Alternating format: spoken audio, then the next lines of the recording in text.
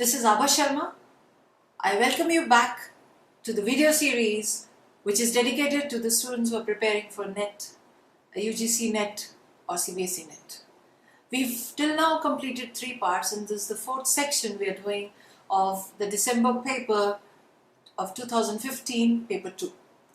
We've already done 16 questions, and now let's take up the 17th one.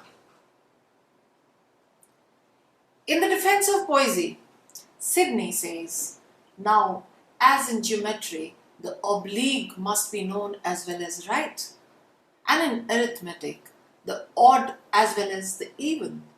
So in the actions of our life, who see not the filthiness of evil, wanted a great foil to perceive the beauty of virtue.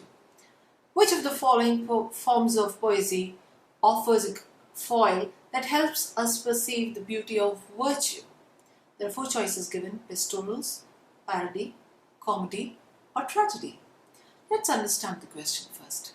Philip Sidney, he wrote Defense of Poesy just to safeguard, to vindicate poetry from the charges of Gosson. Gosson was not in favor of writing poetry, and he says it's the mother of all abuse and things like that. We'll discuss it later. So, he says that if you study geometry, you ought to know what is straight line and what is an oblique line. And if you're studying arithmetic, you should know what is an even number or what is an odd number. Both the contrastive things should be understood. Therefore, if we want to live or experience the fullness of life with virtue, we have to live through the pains of this life. There cannot be life full of happiness without grilling in the mills of pains. So, he says, according to me, the answer should be tragedy. Because unless you don't suffer tragedy, how would you know the fruits of happiness, joy? How could Ram be called great if there wasn't any Raman?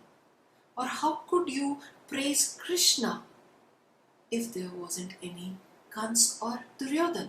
So, the evil and good go side by side. Therefore, in defense of poesy, he says that we can only praise poesy when somebody comes and criticizes it. Question number 18. John Dryden described a major English poet as a rough diamond and must first be polished or he shines. Identify him. Geoffrey Chaucer, John Garr, George Herbert, Robert Herrick. The correct answer is, of course, Geoffrey Chaucer. But I'll discuss it first. Dryden, the father of English criticism, as said by Dr. Johnson. Dryden did a lot of critical work. He translated the Greeks, classical Greeks, and the Romans. He translated Homer, Virgil, Dante, Ovid, and many others. So when he did away with Ovid, he said that with Ovid ends the classical Roman language. And with Chaucer, the English pure language begins. He translated the stories of Canterbury Tales. And he says that Chaucer sometimes runs riot. He messes up. Sometimes he says such trivial things when the content is so serious. Sometimes he says too much. So he also points out to all the authors that an author need not tell everything he knows, but should tell what he ought to. But then he praises Chaucer by saying, here's God's plenty. So the correct answer is Geoffrey Chaucer. Next question. In a remarkable proleptic insight, a critic wrote the following, anticipating Benedict Anderson's definition of the nation as an imagined political community. Most novels are, in the same sense, knowable communities. It is a part of a traditional method, an underlying stance and approach that a novelist offers to show people and their relationships in essentially knowable and communicable ways. Name the critic and the reference. Okay, I know you must have not understood the question so well because it's such a lengthy question. Never mind. But still, we'll discuss first the choices. I'll explain you the question then. There are 4 choices. Van Wyck Brooks. He wrote The Writer in America. Now, Van Brooks was a biographer, a historian, and a writer of 19th century, of modern America, and he wrote a non-fiction on the history of literature in America of the 19th century. He was a very good non-fiction writer, and he made it interesting by adding the anecdotes to it. He even got the Pulitzer Prize. Okay. The next is Joseph Wood Crouch, The Modern Temper. He talks about the attitude and the temper which the modern people have. The modern temper does not accept morality so well. So he talks about that only, that today's world is so different than the past years that the question of morality is so absurd in today's age. Next choice. T.S. Eliot, the writer of tradition and individual talent. Here he talks about culture. Culture cannot be induced artificially or cannot be taught or educated. Culture is transferred, transmuted through the blood, in the family, from generations to generations. It is a subconscious action. It is already present in our DNA's blood, and it is transmitted from the parent to their children. And the next one is Raymond Williams, The Country and the City. Now, Raymond Williams talks about the countryside and the city, the contrastive study of the countryside and the city life. He says that when he went to the countryside and saw the images, his images could not match up with the images which were taught to him in the university. They were entirely different. He said what the image of the countryside was taught to him was not proper. You know, we are always, through novels, through works, we are always given an image. And the writers also write in the same manner, centuries after century. You know, he talks about from the time of Thomas More, his utopia, his utopian work, which is the subtitle of Utopia was A Kingdom of Nowhere. But still in the novels, we find that utopian society. But it is always depicted that the countryside people are very simple, they adhere to nature, they are unadulterated, whereas the city people are very, very corrupt, selfish and cunning. They have the capacity for evil more than the people in the countryside. But then it was not true. Now we'll come to the question. He says that an imagined political community, of course, all the novels, they give you the picture of already imagined community because the reader takes it so easily with fluidity. He doesn't object.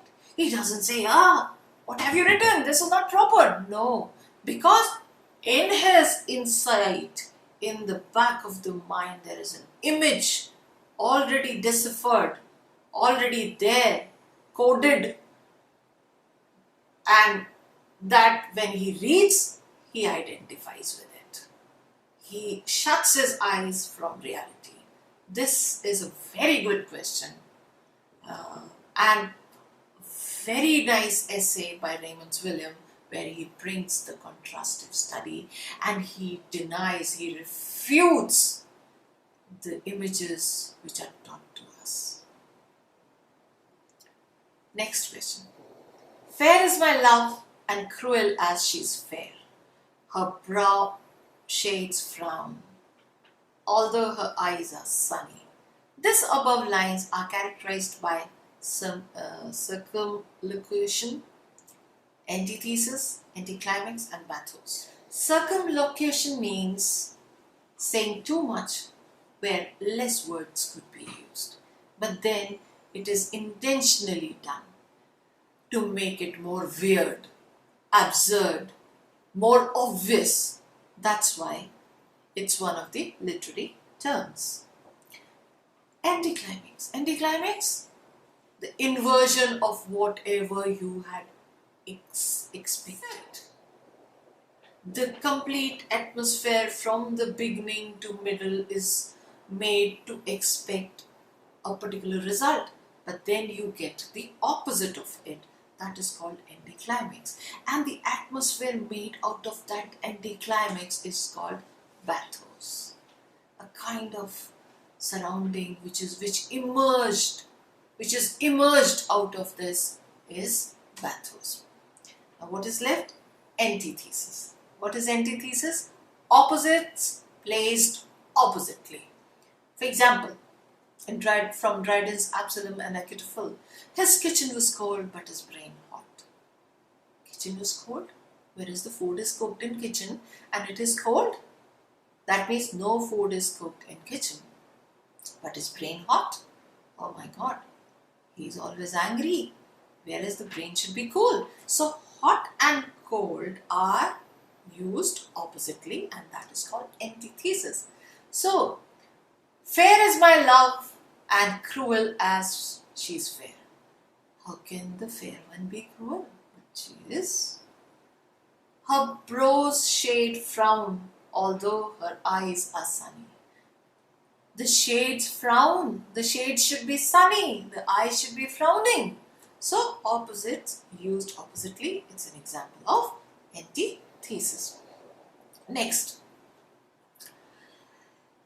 In his epistles to Dr. Arbuthnot, Pope tells us that as a poet he had benefited from this saving counsel, keep your peace 9 years, which enjoins on writers' patience and great care before they rush to print, whose counsel is Pope referring to.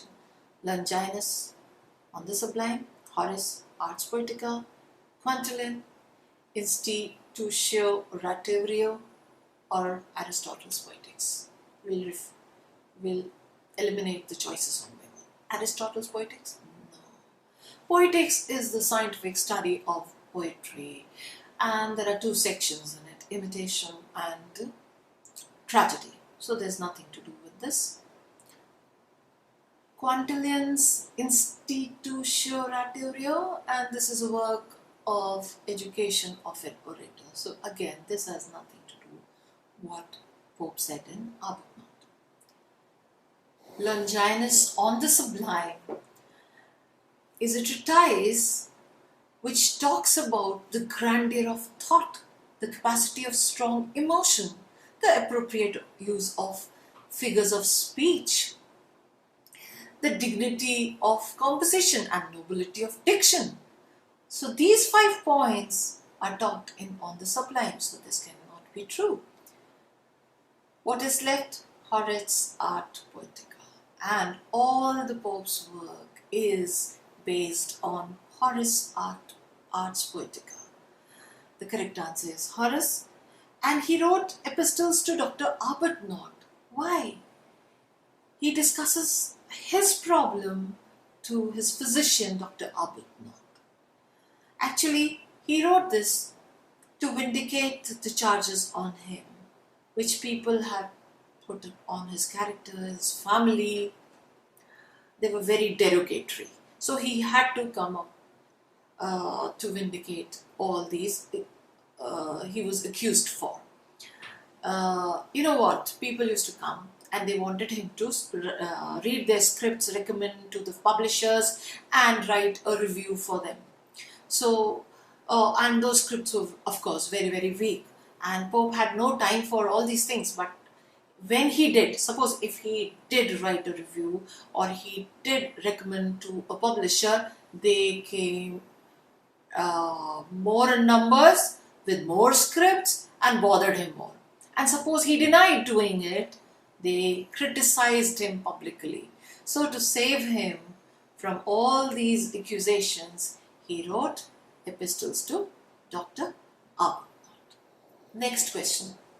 An English architect and stage designer beginning 1605 joined Jacobean court to design masks, contributed significantly to the spectacular theatre which succeeded the Commonwealth after his death, the first designer to use revolving screens to indicate scene changes on the English stage.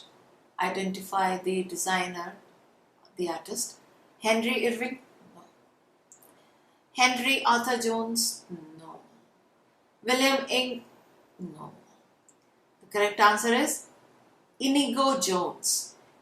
Inigo Jones had visited Italy in 1600, and because of the Italian Renaissance, there was a great change in the scene settings of the theatre. In the theatre, you know, in the pre-Renaissance period, the rear wall acted as the scene for the, and it was not so evolved. The scene was usually spoken through the mouth of the characters. But then a change took place in Italy, and this man, Inigo Jones, studied it there, and after 4 years when he came back to England, he changed it in the English theatre also. And he made new screens with all those levers and all, and he changed those scenes. And the first play which was enacted on the English stage was Ben Jonson's Masque. Okay. So this is the end of part 4th from the paper 2nd of December 2015 English Literature. See you in the part 5th. Till then, take care. Thank you.